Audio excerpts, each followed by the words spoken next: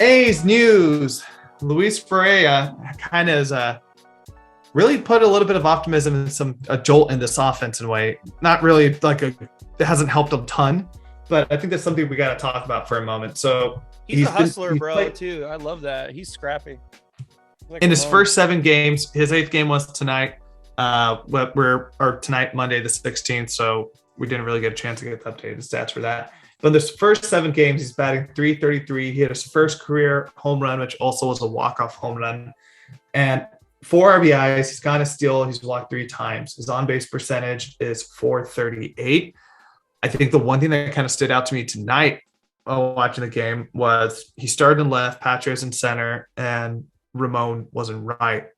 And that was just athleticism all over the place. Like speed, decent arm strength all over the place. How are you feeling about it, man? He looks like this is a guy where it seemed like a lot of people were ready to give up on him, and he's kind of making an impact already on this team. I've always been a big Luis Barrera fan. I've been calling for him to be called up the past couple of years now.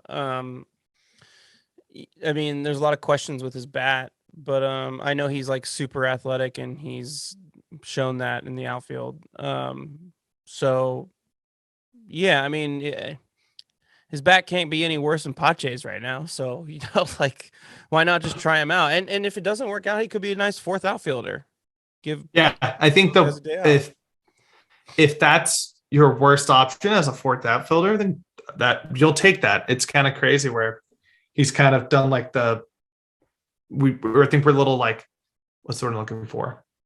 Like frostbin over these kind of guys because of Sky Bolt being so kind of mediocre when he comes to majors, but then he goes to Vegas and he tears it up. Yeah. So it'll be kind of interesting. I've really liked what I've seen so far, especially with how open these positions are in the outfield, especially left field. Better Like than that's Billy up for the McKinney. taking. Yes, you are not wrong there. Speaking of Pache, I think we got to start having this conversation.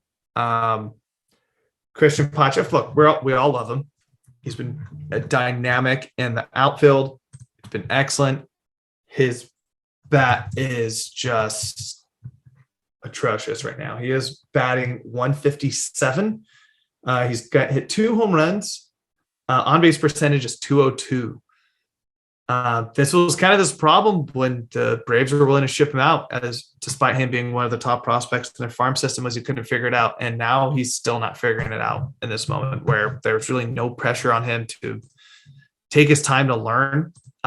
It's just not happening right now, and we talked about this in the past where Nick Allen should be getting his reps. We've said that, hey, despite his bat being not there, just let him play every day now because he's the speed of the game. We're going to figure it out. So it's kind of hypocritical in this sense because Christian Pache is still playing every day center field, even though he's going to be hitting at the bottom of the lineup.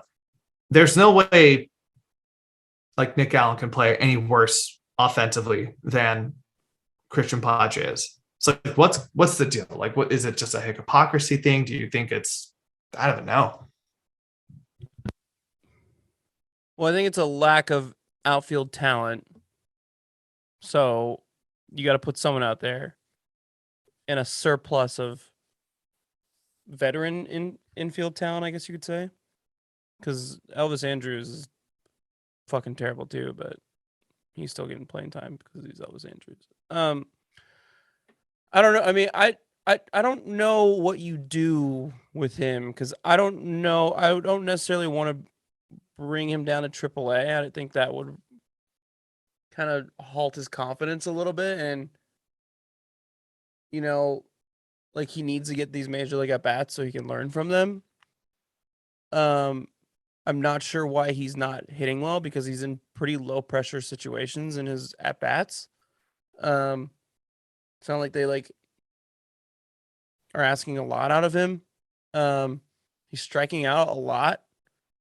And he's like really missing on a lot of pitches and misjudging, which is the thing that worries me the most. He's seeing a lot of strikes, and then he's swinging way too early, and he's swinging way too late, or he's swinging high and it goes low. It's just like it's clearly a mental thing, and it's not there. I think just we have to maybe start to accept the reality that he's probably not going to be one of the core guys. He's probably just going to be a role player, and that's fine. That's totally cool. Like, sometimes you don't hit on all those. And, my philosophy on like championship caliber teams is there's like 3 core guys that you build around, like that really make the team, and everybody else is just kind of a role player. And if they play above that role, great.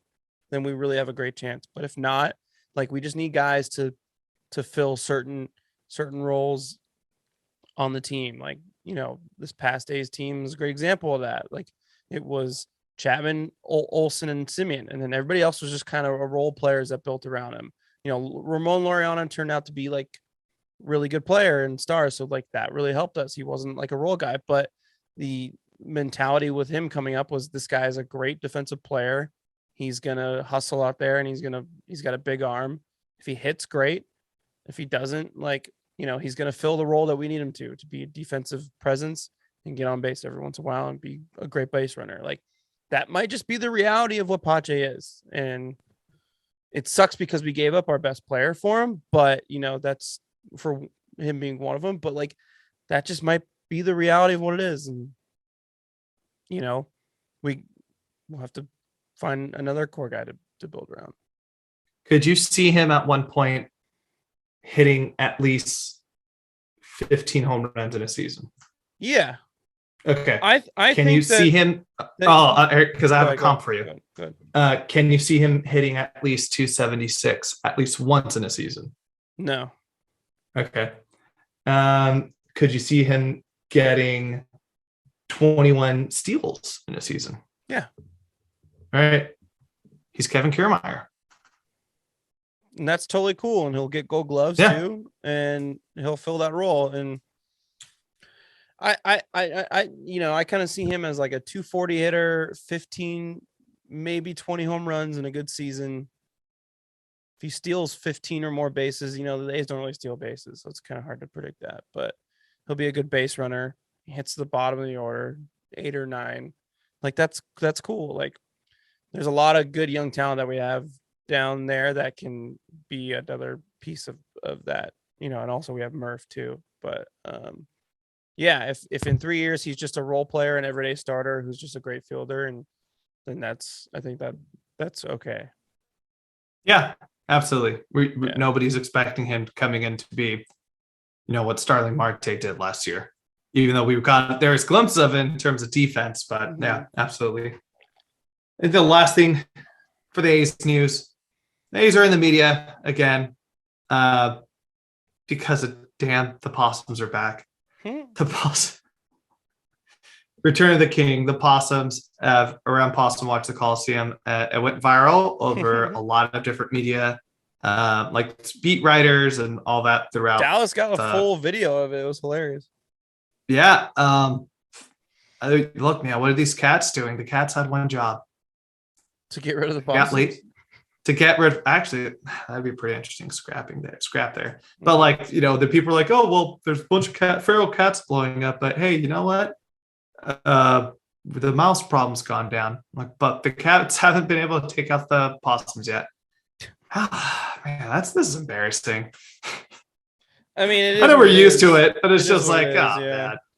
It is. I laughed at it today when I saw it on Twitter. Wasn't surprised.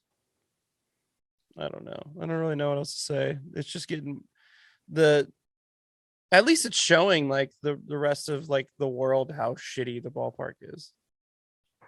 It's not like they needed to know, but it's gonna give it more. Yeah. Exactly. All righty, folks. We're heading into our break, and then once we come back, we're going to be joined by the one and only John Fish to talk about some Angels baseball. Stick around. We'll be right back.